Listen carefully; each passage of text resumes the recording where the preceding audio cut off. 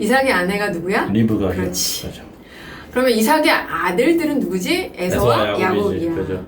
그 리브가가 두 아들을 임신하고 있었을 때 하나님께서 리브가 태중에 있는 에서와 야곱 중에 누구를 선택하셨는지 많이 아는 말씀이지. 그죠.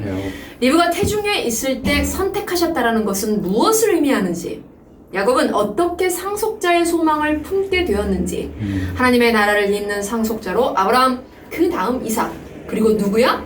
야곱을 선택하셨는데 그죠. 이는 누구를 가리키고 있는지에 대해서 공부해 보도록 할 거야. 먼저 창세기 25장 23절에 보면은 여호와께서 그에게 이르시되 두 국민이 내 태중에 있구나. 두 민족이 내 복중에서부터 나누이리라.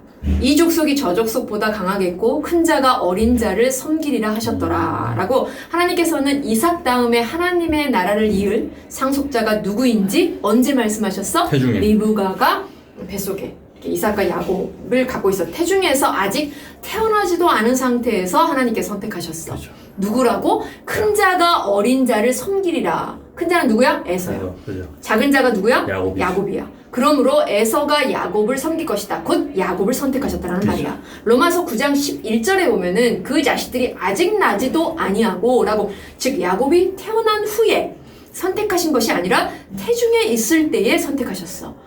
태중에서 이미 선택하신 것을 통해 무엇을 알 수 있느냐면 로마서 9장 11절에 무슨 선이나 악을 행하지 아니한 때에 택하심을 따라 되는 하나님의 뜻이 행위로 말미암지 않고 라고, 하나님 나라의 상속자는 태어난 후에 외적인 조건에 의해서 정해진 것이 아니야. 그죠. 그죠. 로마서 9장 11절에 오직 부르시는 이로 말미암아 서게 하려 하사라고, 오직 하나님의 절대 주권에 의해서 선택되고 결정된다는 것을 말씀하신 거야. 그죠. 또한 리브가가 에서와 야곱을 잉태한 상태일 때 창세기 25장 23절에 여호와께서 그에게 이르시되, 그가 누구야? 리브가야. 그죠. 두 국민이 내 태중에 있구나. 두 민족이 내 복중에서부터 나누이리라. 이 족속이 저 족속보다 강하겠고 큰 자가 어린 자를 섬기리라 하셨더라. 라고 이처럼 리브가에게 앞으로 일어날 일들을 하나님께서 말씀하셨어. 왜 이처럼 하셨느냐 하면 야곱의 역할이 분명히 있다라는 거야. 그죠. 그리고 야곱을 통해서 이루실 하나님의 계획이 그죠. 있음을 알려주시기 위해서 이렇게 하신 거야. 그죠. 창세기 25장 27절에 보면은 그 아이들이 장성함에 에서는 익숙한 사냥꾼이었으므로 들사람이 되고 야곱은 조용한 사람이었으므로 장막에 거주하니 라고, 야곱은 평소에 장막에 있기를 좋아했대. 우리가 이 말씀을 딱 들으면 그냥 에서는 사냥을 좋아했고 그죠. 야곱은 장막을 좋아했구나 이렇게 해야지, 이 말씀을 통해서 이렇게 딱 와닿는 건 없어. 근데 그죠. 한번 생각해보자.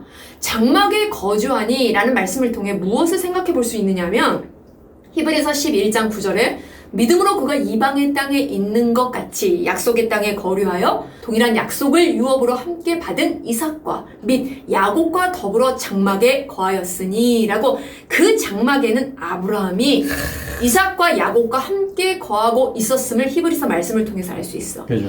아브라함이 야곱과 함께 살았다고 하면 잘 안 와닿아. 그죠, 왠지 그죠. 아브라함은 멀리 있고 한참 후에 이삭일 것 같은 그런 그죠, 느낌? 그죠, 그죠. 근데 사실 아브라함은 야곱의 나이 15세까지 살았다고 해. 생각해보자. 아브라함과 야곱이 장막에서 함께 거했어.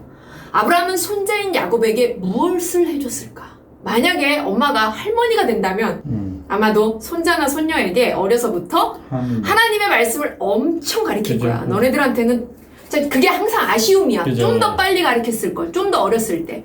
그러기 때문에 손자하고 손녀한테 그렇게 할 거야. 이것처럼 아브라함은 더 했을 거야. 믿음의 조상.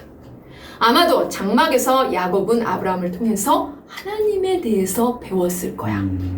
그러면서 야곱은 하나님을 점점 더 깊이 알게 되었고 그 결과 하나님의 나라를 잇고 싶다는 열망, 그 의지가 생겨나게 되고 그것을 갖게 되었다는 거야. 물론 리브가를 통해서도 들을 수 있어. 왜 이미 리브가는 알고 있으니까. 그죠. 하지만 당시 이삭의 영적인 상태나 가정의 환경을 보면 야곱이 하나님 나라의 상속자가 되고 싶다는 그 열망을 갖도록 가장 영향을 끼친 사람이 리브가라기보다는 아브라함이었을 것이라고 추측할 수 있어. 그죠. 결국 야곱은 하나님의 은혜로 말미암아 스스로 하나님 말씀 듣기를 좋아했고 그죠. 그 결과 하나님 나라를 잇는 상속자가 되고 싶다는 소망을 품게 되었다는 거야. 창세기 25장 23절에 보면은 큰 자가 어린 자를 섬기리라 하셨더라. 그리고 로마서 9장 13절에 보면은 기록된 바 내가 야곱은 사랑하고 에서는 미워하였다 하신과 같으니라 라고 하나님께서는 야곱이 태어나기도 전 어머니의 태중에 있을 때 이미 그를 선택하셨어.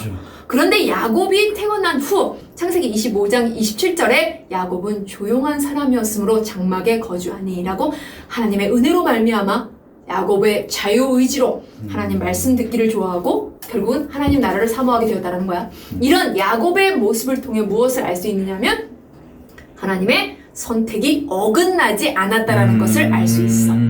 창세기 25장 27절에 보면은 그 아이들이 장성함에 에서는 익숙한 사냥꾼이었으므로 들사람이 되고 야곱은 조용한 사람이었으므로 장막에 거주하니 에서는 들판을 돌아다니면서 사냥에 탁월한 능력이 있었던 굉장히 남자다운 사람이었어. 세상적인 시각으로 보면은 굉장히 괜찮은 남자였을 것 같아. 그리고 아버지 이삭도 또 잘 섬기는 사람이었어. 아버지 이삭은 아브라함에 이어 하나님 나라의 상속자야. 그치? 그죠. 에서는 이런 이삭과 함께 야곱과 똑같은 환경에서 누가 장자야? 에서가 장자지. 그죠. 장자로 살면서도 하나님에 대해서는 무관심했었어. 관심이 없었어. 즉 하나님이 무엇을 원하신지에 대해 관심이 없었다는 그죠. 말이야. 그죠. 하나님 나라의 상속권에 대해서도 에서는 무지했어. 그죠.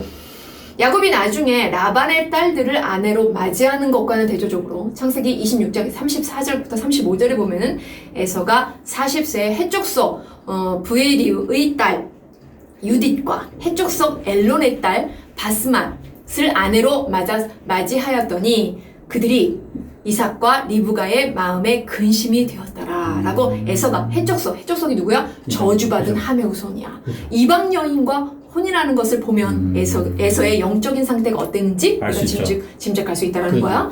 창세기 12장 1절에 보면은 여호와께서 아브라함에게 이르시되 너는 너의 고향과 친척과 아버지의 집을 떠나 내가 내게 보여줄 땅으로 가라 라고 하나님께서 갈대아 우르에 살고 있었던 아브라함을 부르셨고 창세기 17장 19절에 하나님이 이르시되 아니라 내 아내 사라가 내게 아들을 낳으리니 너는 그 이름을 이삭이라 하라. 내가 그와 내 언약을 세우리니 그의 후손에게 영원한 언약이 되리라 라고 자연 법칙을 뛰어넘어 하나님의 말씀으로 이삭을 낳게 하셨어. 그죠. 그리고 창세기 25장 23절에 여호와께서 그에게 이르시되 두 국민이 내 태중에 있구나. 두 족속이 내 복중에서부터 나누이리라. 이 족속이 저 족속보다 강하겠고 큰 자가 어린 자를 섬기리라 하셨더라 라고 하나님께서는 태중에서 하나님의 절대 주권으로 누구를 선택하셨어? 야곱을 선택하셨어. 즉 하나님께서는 아브라함, 이삭, 야곱을 선택하셨다는 그렇죠. 거야. 이 라인은 이스라엘의 선택으로 이어져요. 이렇게 하나님께서 선택하신 상속자의 라인은 궁극적으로 누구를 향하고 있느냐? 바로 예수 그리스도를 향하고 있다라는 얘기야. 알겠지? 알죠.